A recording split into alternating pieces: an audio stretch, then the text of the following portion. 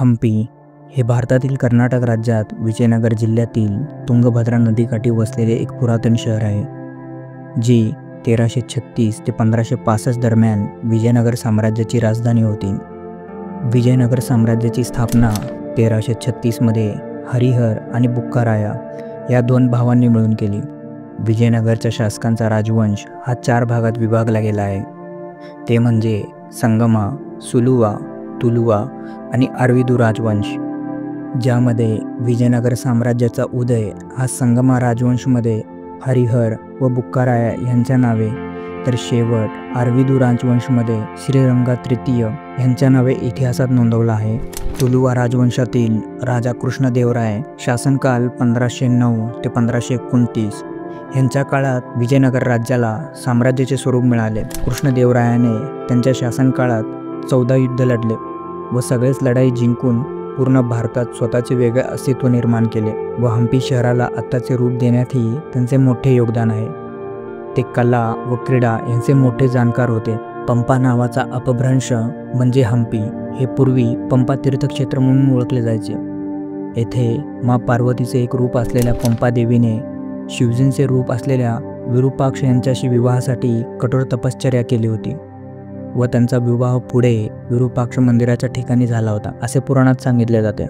Rome शहरापेक्षा विस्तृत आणि उल्लेखनीय स्थापत्यकला येथे पाहावयास मिळत होती, असे इराण व्यापारी अब्दुल रजाक यांनी त्यावेळेस त्यांच्या रोजनिशीमध्ये लिहिलेले आढळते. 1565च्या तालिकोटीच्या लढाईत विजयनगरला मोठा पराभवाचा सामना करावा लागला. त्यानंतर त्यांनी आणखी एक शतक राज्य केलं, पण त्यांचा प्रभाव लक्षणीयरित्या कमी होता. दख्खनच्या सुलतानांनी विजयानंतर हंपी शहराची प्रचंड लूट केली व राजवाडे, मंदिर, बाजारपेठ यांची नासधूसही केली. असे सांगितले जाते की जवळपास 3 ते 6 महिने या शहराची लूट व नासधूस होत राहिली.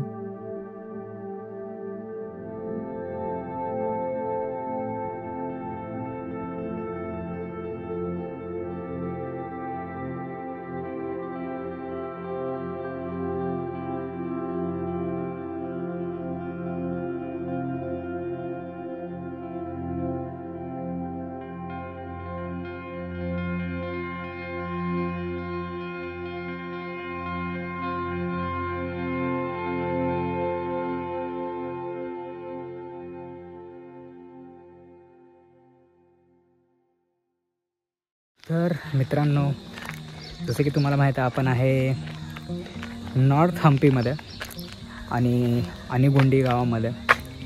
इथे बऱ्याचशा गोष्टी आहेत, मंदिर आहेत आणि सभामंडपसुद्धा आहेत जुने पुराणे बघण्यासाठी. इथून पुढे आपण जाणार आहे जेटीसाठी, एक जेटी जी आपल्याला. तर मित्रांनो, हे आहे तुंगभद्रा नदी आणि आपल्याला त्या बोटीने बाईक चढून तिकडच्या साईडला घेऊन जायचं आहे. पश्चिमेकडून पूर्वेकडे वाहणारी तुंगभद्रा नदी चिकमंगळूर जिल्ह्यातील पश्चिम घाटात असणाऱ्या वऱ्हाड टेकड्यांमध्ये उगम पावते. शिमोगा जिल्ह्याच्या कुडली या गावाजवळ तुंगा व भद्रा या नदींच्या संगमामधून तुंगभद्रा नदीची निर्मिती होते. ही नदी सुमारे 530 किलोमीटर अंतर वाहत जाऊन तेलंगणा व आंध्र प्रदेश राज्यांची अंशतः सीमा आखते व कृष्णा नदीस जाऊन मिळते. हरिहर, हंपी, हॉस्पेट, मंत्रालयम, कुर्नूल ही तुंगभद्रेच्या काठावर वसलेली काही प्रमुख शहरे आहेत. पूर्वी ह्या नदीचे पाणी इतके गोड होते की गंगा स्नान आणि तुंगापान ही एक प्रसिद्ध कन्नड वाक्य लोकप्रिय होते. ह्याचा अर्थ गंगेत स्नान करा आणि तुंगाचे पाणी प्या. आपण त्या समोरच्या रस्त्यावरून गाडी बोटीमध्ये टाकून आपण इकडं आणलो आहे आणि याचे खूप मिनिमल चार्जेस आहेत. फक्त 60 रुपये 2 लोकांसाठी प्लस गाडी.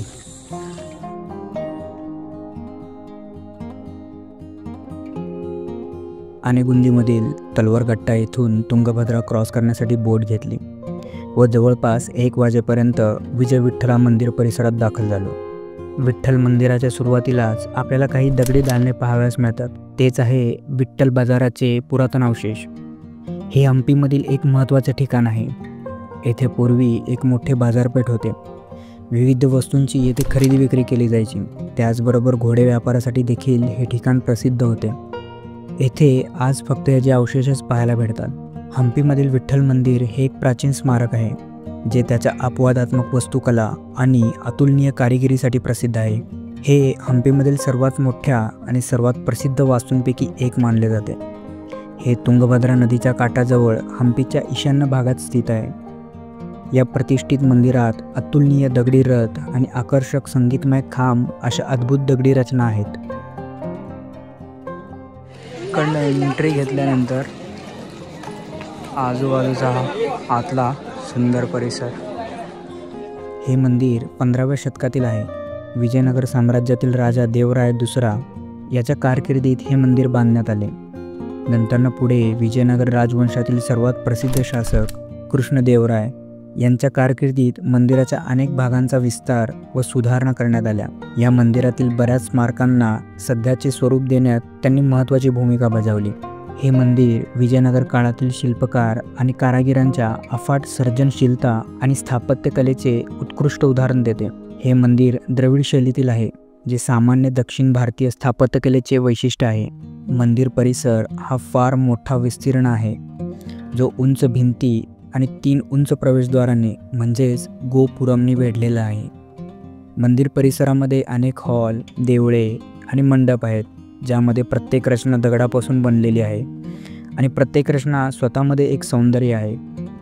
या वास्तूंमध्ये देवीचे मंदिरे, महामंडप, रंगमंडप, कल्याण मंडप, उत्सव मंडप आणि प्रसिद्ध दगडी रथ हे उल्लेखनीय आहेत. दगडी रथ.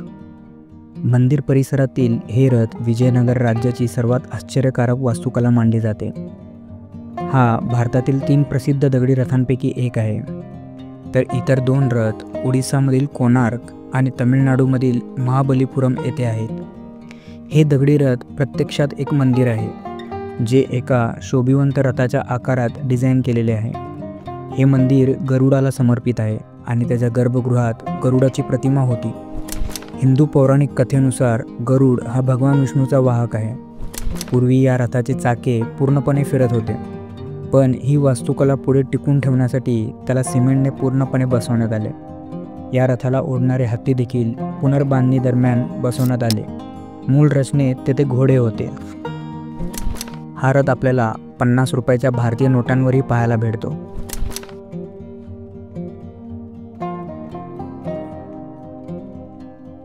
संगीतमय खांब. मंदिर परिसरातील संगीतमय खांबांचा समूह हा दगडांच्या मोठ्या एकाच तुकड्यापासून कोरलेला आहे. या खांबांमधून निघणारे संगीत हे एक गूढ रहस्य होते, जे शतकानुशतके अनेक लोकांना भुरळ घालत राहिले. भारतातील ब्रिटिश राज्यकर्ते ह्याचे गूढ जाणण्यासाठी त्यांनी 2 संगीतमय स्तंभ कापले, तथापि त्यांना खांबांमध्ये काहीही सापडले नाही. हे कापलेले खांब आजही मंदिर परिसरात पाहावयास मिळते. हे मंदिराच्या रंगमंडपात स्थित आहे. येथे 56 संगीतमय स्तंभ पाहावयास मिळतात. यालाच सारेगम स्तंभ असेही म्हटले जाते. प्रत्येक मुख्य खांब हा 7 लहान खांबांनी वेढलेला आहे. हे 7 खांब 7 वेगवेगळे ध्वनी तयार करतात, जेव्हा त्यावर हाताने टॅप केले जाते. विठ्ठल मंदिर. विठ्ठल मंदिराचा महामंडप ही एक अफाट सौंदर्याची रचना आहे. पायथ्याशी योद्धे, घोडे, हंस आणि इतर अनेक शोभेचे नक्षीकाम केलेले आहे.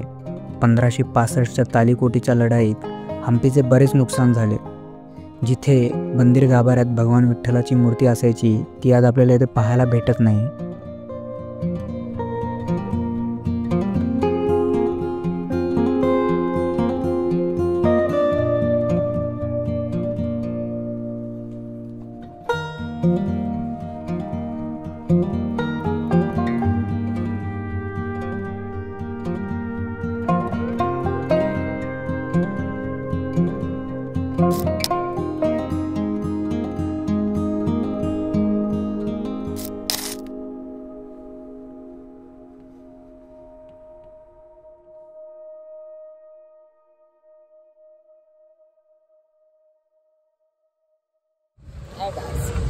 Bye guys. Bye guys. Hello guys. Mini vlog is close. Rahul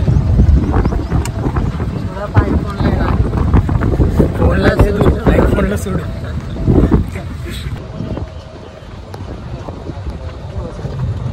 पुष्करणी. कुठलं हे का? पूर्वीचे लोक आंघोळ करत होते. हा. अच्छा, हे खाली गेला होता? हा, हे नाही ते का पुष्करणी नाव लिहिलं तेच आहे. हा. पुष्करणी म्हणजे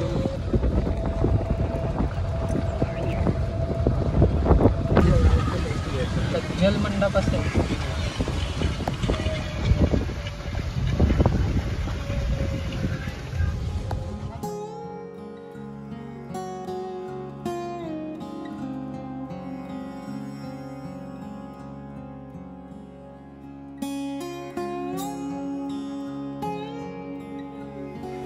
चिलिंग ॲट होमस्टे विथ एवढा बारीक आवाज पकडते का तू? मिस्टर रोहित काळे. आयफोन कशाला येते? चिल्ले. खूप थकलो आहे खूप. उद्याचा एक दिवस उद्या निघणार 12 वाजता.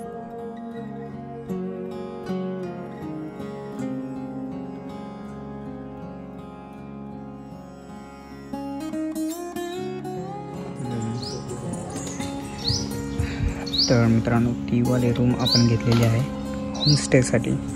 आणि मस्त तिकडे असा, ह्याला काय म्हणतात रे? Common area. भारी आहे पण. इथून बराच लांबचा परिसर तुम्ही तरी बघू शकता.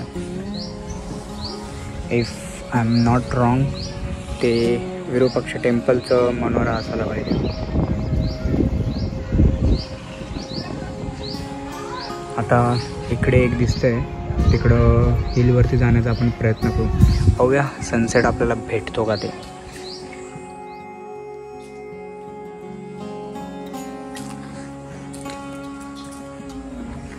दिस is one the place where we are few minutes अगो.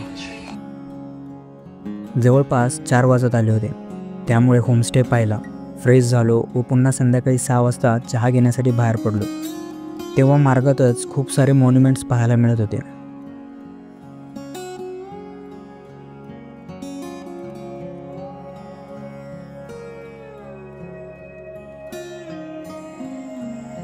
संध्याकाळी 7 वाजेपर्यंत पुन्हा होमस्टेला येऊन क्षणभर विश्रांती घेतली व थोडा गप्पा मारत बसलो. काय लहान पोरासारखं खेळायला लागला सर्व. येथील हॉटेल रात्री 9:30 नंतर लवकरच बंद होतात, त्यामुळे पुन्हा 9:30 वाजता जेवणासाठी बाहेर निघालो. येथेही मार्गात स्ट्रीट लाईट नसल्यामुळे प्रचंड काळोख होता. रात्रीच्या मंद हवेत पौर्णिमेच्या चंद्राच्या प्रकाशात आजूबाजूचा परिसर खूपच सुंदर दिसत होता. काही वेळासाठी लहानपणीच्या रात्रीची आठवण मनात आली. जेव्हा शहरात रात्रीच्या वेळी लोड शेडिंगमुळे दिवे जायचे, तेव्हा ह्याच चांदोमामाच्या प्रकाशात लपंडाव, चोर पोलीस असे भन्नाट खेळ खेळायचो.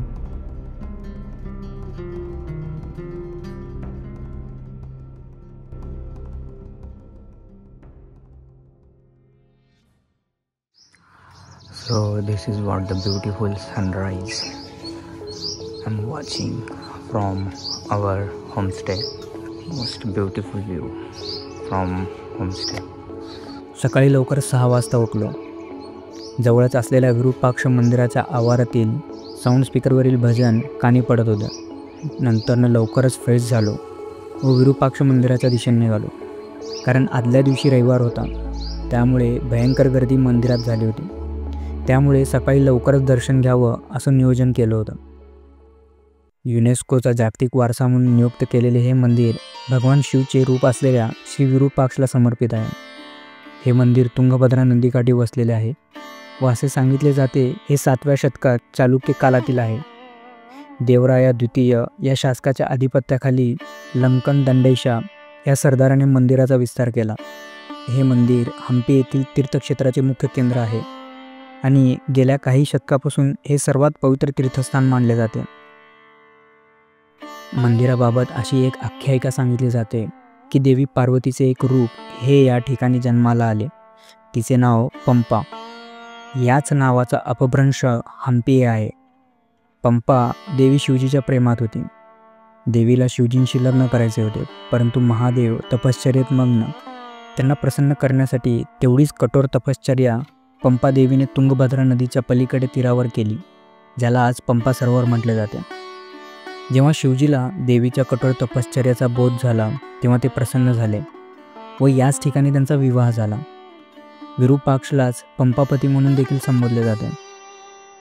येथे डिसेंबर महिन्यात विरूपाक्ष आणि पंपाच्या लग्नोत्सवासाठी प्रचंड गर्दी असते व फेब्रुवारी महिन्यात रथोत्सवही पाहायला भेटतो.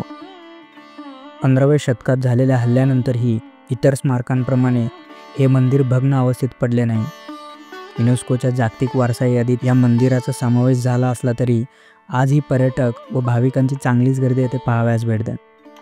या मंदिरात केलेले नक्षीकाम आणि कलाकृती अतिशय आकर्षक दिसतात, जे कोणाचेही मन मोहून टाकण्यास पुरेसे आहे. विरूपाक्ष मंदिर हे 3 गोपुरमने वेढलेले आहे.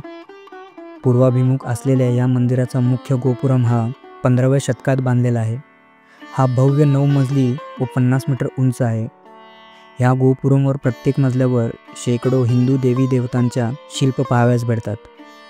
ह्याच मुख्य गोपुरमची उलटी सावली मंदिराच्या आतल्या भिंतीवर पडते. दीपस्तंभ, ध्वजास्तंभ आणि नंदी हे गाभाऱ्याकडे तोंड करून दुसऱ्या स्तरावरील गोपुरम नंतर लगेच आढळतात. मंदिराच्या उत्तरेला 5 पदरी गोपुरम पाहावयास भेटतो. याला कनकगिरी गोपुरम म्हटले जाते. हा गोपुरम मन्मथ टाकीसह मंदिराच्या समूहाकडे जातो आणि पुढे तुंगभद्रा नदीकडेही. मुख्य मंदिरात एक गर्भगृह, 2 अंतराल, नवरंग, रंगमंडप आणि प्रदक्षिणा पाड याचा समावेश होतो. नवरंगाला उत्तर, दक्षिण आणि पूर्वेकडून प्रवेश करता येतो. पूर्वेकडील प्रवेशद्वार रंगमंडपाकडे जातो. गर्भगृह प्रदक्षिणापाडाने वेढलेल्या आराखड्यात चौकोनी आहे. अधिष्ठात देवतेला विरूपाक्षेश्वर म्हणतात आणि ते पूर्वाभिमुख आहे.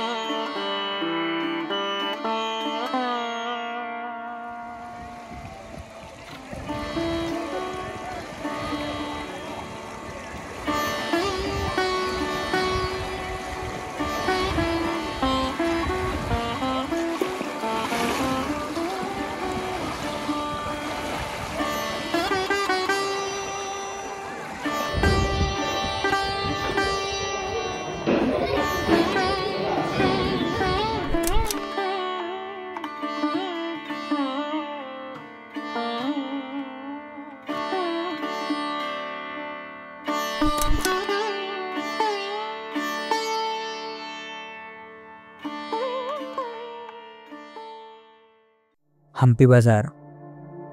हम्पी बाजार किंवा विरूपाक्ष बाजार म्हणून ओळखले जाणारा हा रस्ता विरूपाक्ष मंदिराच्या अगदी समोर आहे.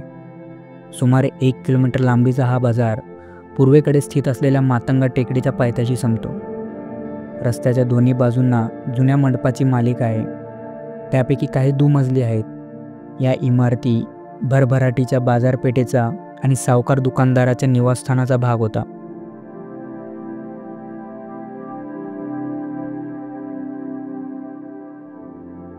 कर्नाटकातील काही सर्वोत्तम मंदिरे हे हम्पीमध्ये पाहता येतात.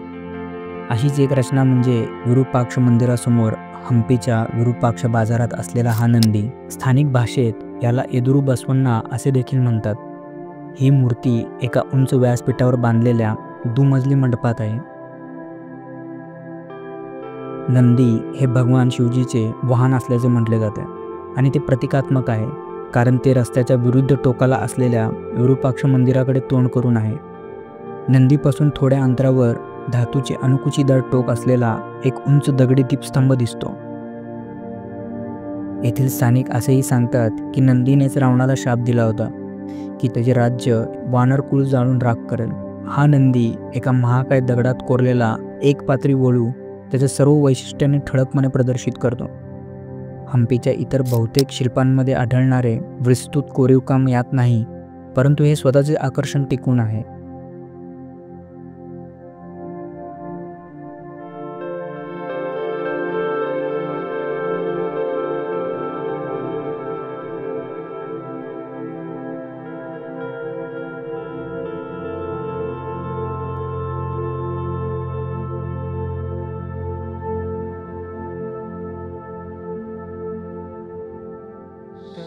मित्रांनो, मातंग हिलला जाताना हे अशा थोडीशी जंगल सफर आणि रॉक्सच्या थ्रू तुम्हाला जावं लागतं. हा हनुमानाचं मंदिर आहे. जय बजरंगबली. हनुमानाच्या मंदिराच्या समोरच एक दगडांमध्ये विष्णूची मूर्ती कोरलेली आहे, भगवान विष्णूची.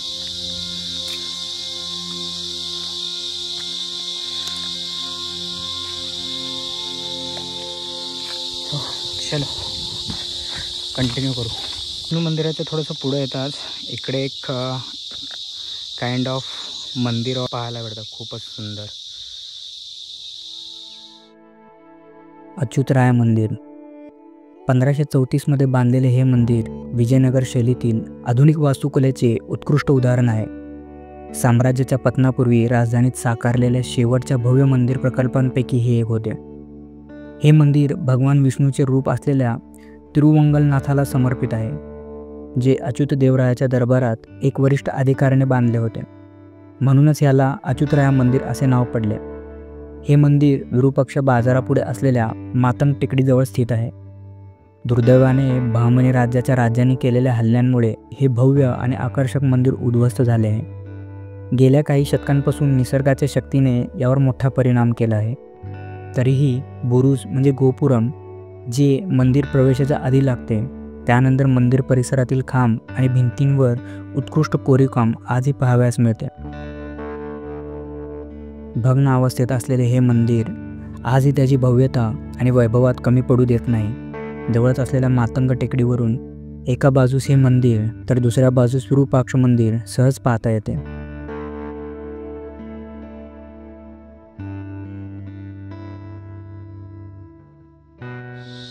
तर मित्रांनो, जिथं आपण आलेलो आहे तिकडनं समोरच आपल्याला अंजनाद्री पर्वत दिसतो.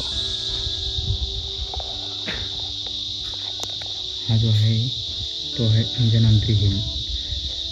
अच्युतराया मंदिराच्या जवळून हे दिसतंय अंजनाद्री हिल, आणि आपण आहे अच्युतराया मंदिराच्या जवळ. आणि इकडनं पण खूप सुंदर असे हे पुरातन मंदिर आहे.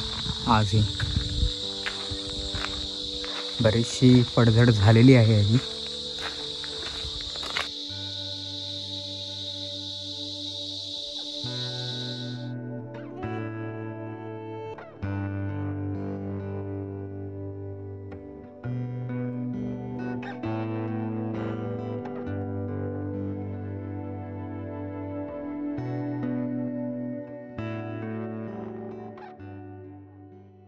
मातंग पर्वत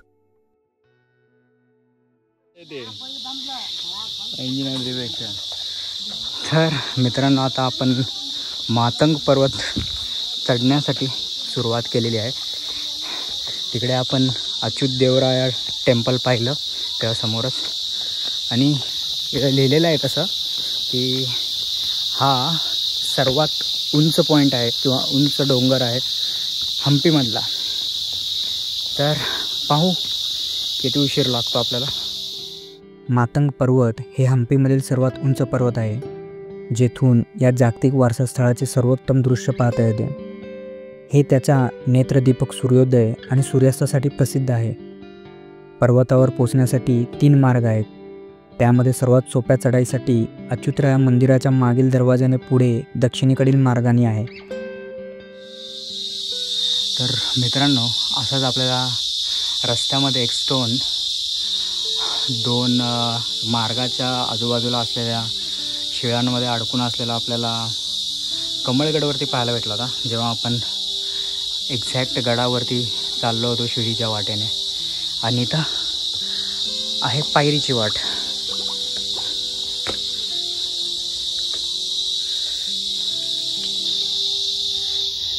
तर मित्रांनो, हे आहे अंजनाद्री हिल.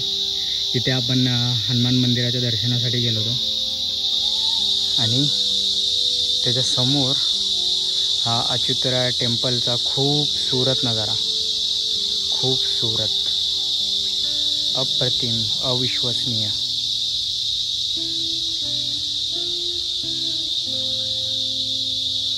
आणि तिथे दूरवरती आपल्याला दिसते तुंगभद्रा नदी.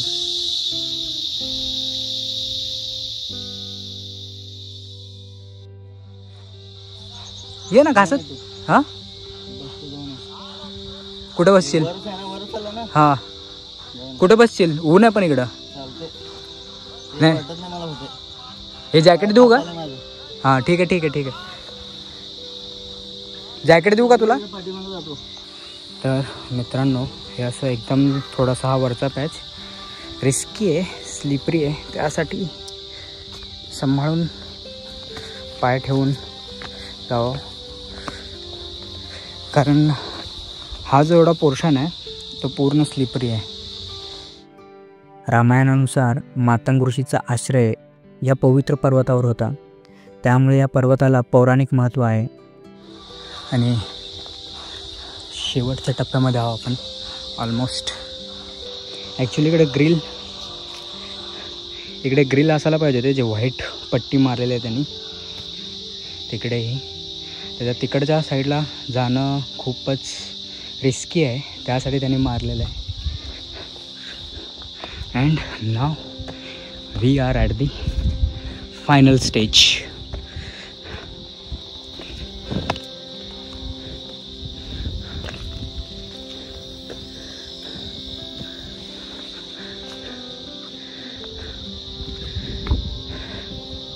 तर आपल्याला इथं बुटं काढायला सांगितलेले आहेत. इकडून आतमध्ये आल्यानंतर खूपच भयान शांतता आणि बरीचशी माकडेसुद्धा आहेत तिकडे हिलवरती. सो मोबाईल नीट ठेवा.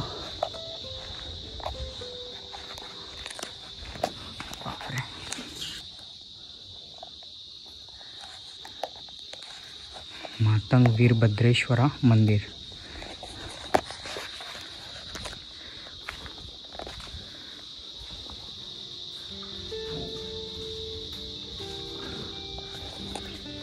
इकडं बरीचशी माकडं आहेत आतमध्ये.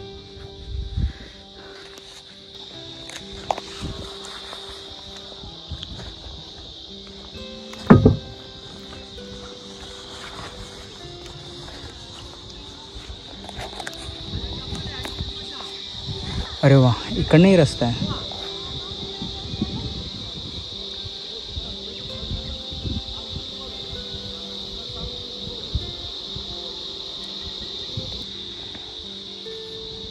खूपच सुंदर परिसर, ब्युटिफुल, टू मच ब्युटिफुल.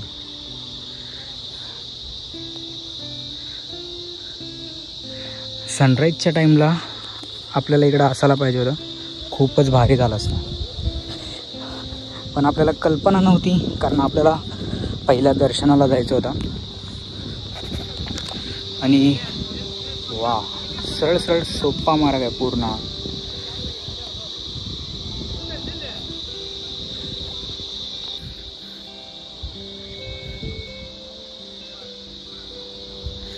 इकडे आहे वरती मंदिर आणि खूपच सुंदर आजूबाजूचा ग्रीन परिसर.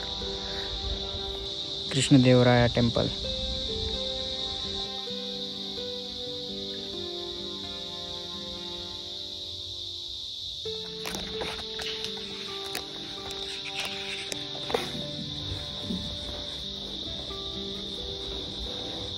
इकडे आहे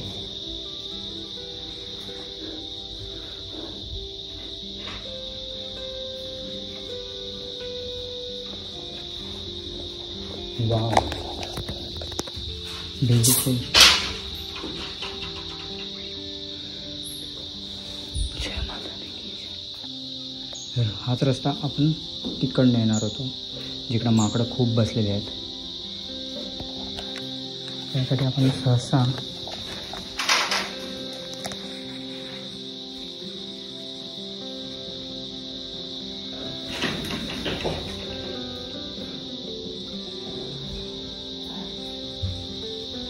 इकडनं जाण्याचा प्रयत्न करू.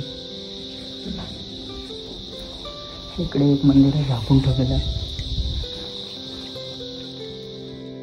वानर राजा बालीने म्हशीचे रूप धारण केलेल्या दुर्दैवी राक्षसाचा वध केला आणि त्याचे शरीर दूर फेकून दिले. त्याचे शरीर मातंग पर्वतावर जाऊन पडले. त्यामुळे मातंग ऋषीच्या तपश्चर्येला अडथळा निर्माण झाला.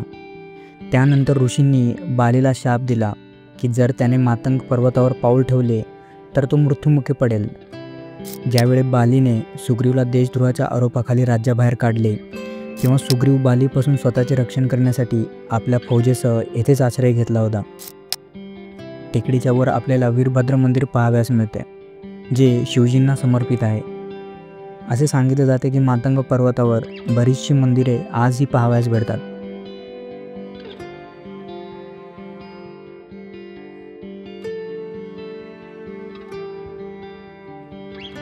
Here you can see Virupaksha temple from Matang Hill.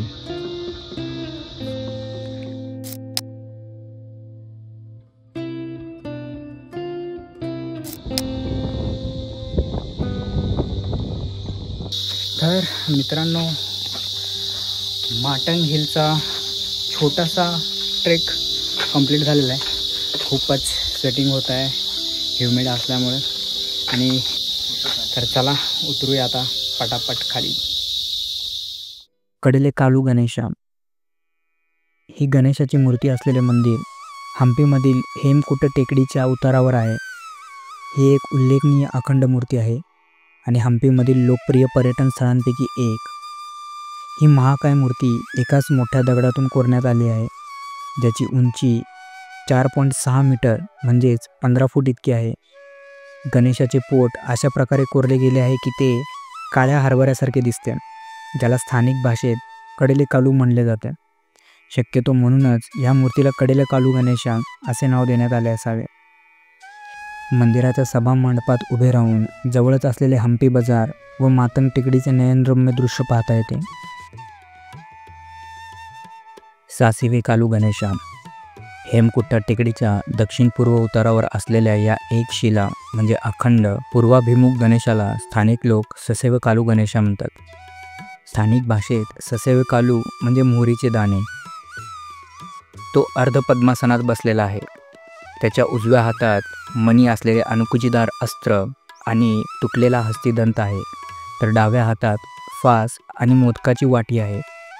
कडेले कालू गणेशाच्या मूर्तीवर जास्त अलंकार दिसत नाही, पण ससेव कालू गणेशाची मूर्ती अलंकारांनी सजलेली आहे.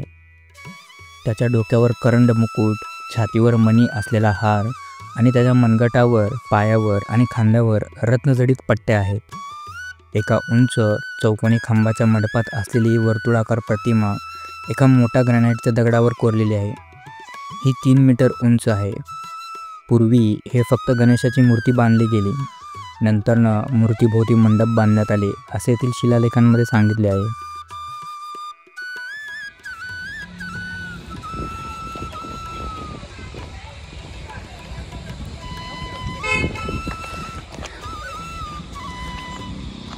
शक्यतो हे धान्य ठेवण्यासाठीचे कोठार असावे. इथे एक आहे आणि पुढे इकडे एक आहे.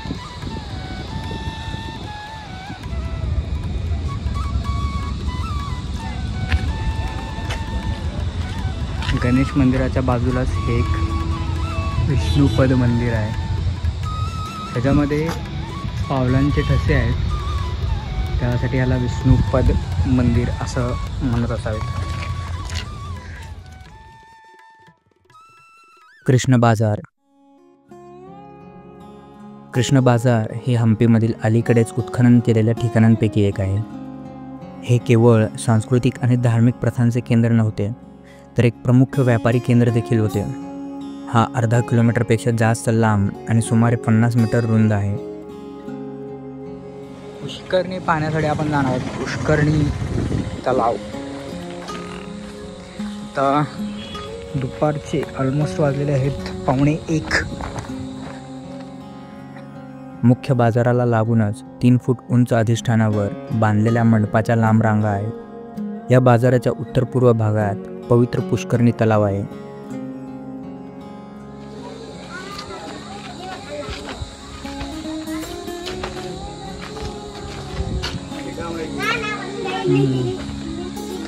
पुष्करणी तलाव. असंच सेम पुष्करणी हरिश्चंद्रगडला पण आहे. असंच सेम पुष्करणी चावंडी किल्ल्यावरती पण आहे. बाजाराच्या उत्तर पश्चिम भागात मुख्य रस्त्याजवळील एका लहानशा मंडपात एका मोठ्या खडकावर एक खूप मोठी आयताकृती पेटी कोरलेली आहे, ज्यावर एक लहान छिद्र आहे, ज्यामध्ये पर्यटक आणि प्रवासी देणग्या देत असतात. विजयनगर साम्राज्य त्याच्या स्थापत्यशैलीबरोबर व्यापारासाठी देखील प्रसिद्ध होते. येथील कृष्ण मंदिराजवळ पुरातत्व उत्खननात चिनी वाट्या सापडल्या आहेत. 1545च्या सदाशिव काळातील शिलालेखात असे नमूद आहे की दर सोमवारी विकल्या जाणाऱ्या वस्तूंवर कर आकारला जात असे आणि प्रत्येक दुकानातून एक नाणे वसूल केले जात असे. हा बाजार कृष्ण मंदिरासमोरच स्थित आहे. तर हे समोर आहे कृष्ण मंदिर. हे पूर्ण आहे कृष्ण बाजार आणि आपण इकडंच बघितलं होतं. ही आहे पुष्करणी. कृष्ण मंदिर. कृष्ण बाजारासमोर स्थित असलेले हे कृष्ण मंदिर अद्वितीय वास्तुकलेसह एक उल्लेखनीय मंदिर आहे. हे मंदिर भगवान कृष्ण यांच्या बालावस्थेला समर्पित आहे. हे मंदिर विजयनगरचे प्रसिद्ध शासक व कला क्रीडाप्रेमी कृष्णदेवराय यांनी 1513 बांधले होते. उदयगिरीच्या पूर्वेकडील राज्य उत्कलावर विजय मिळवल्याबद्दल आणि त्याच्या स्थापनेनंतरच्या संबंधाच्या सन्मानार्थ हे मंदिर बांधले होते, जे सध्या ओडिसा म्हणून ओळखले जाते.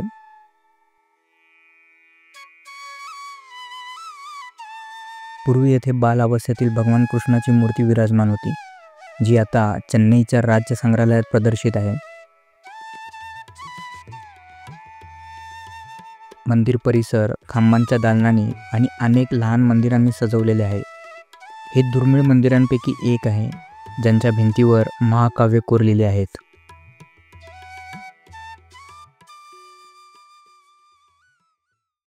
हम्पी तसं तर 5 दिवसात पूर्ण होणेही कठीण.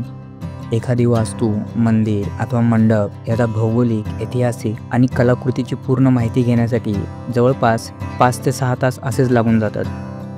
जसे की विरूपाक्ष मंदिर, कृष्ण मंदिर, अच्युतराया मंदिर, लोटस महल, रॉयल पॅलेस आणि क्वीन्स बाथ इत्यादी.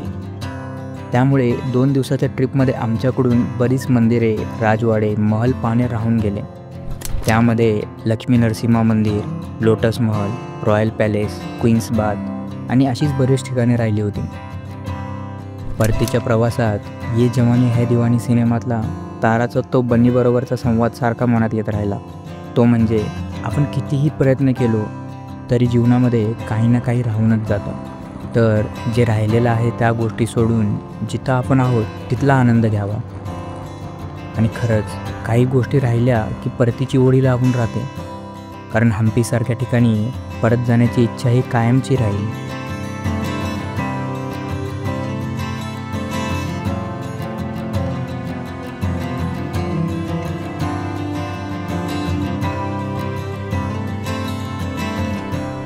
तर मित्रांनो, आजचा हा ब्लॉग कसा वाटला आम्हाला कळवण्यास विसरू नका व व्हिडिओ आवडल्यास लाईक, शेअर आणि कॉमेंट करायला विसरू नका. आणि असेच व्हिडिओ पाहण्यासाठी आमच्या चॅनलला सबस्क्राईब करायलाही विसरू नका.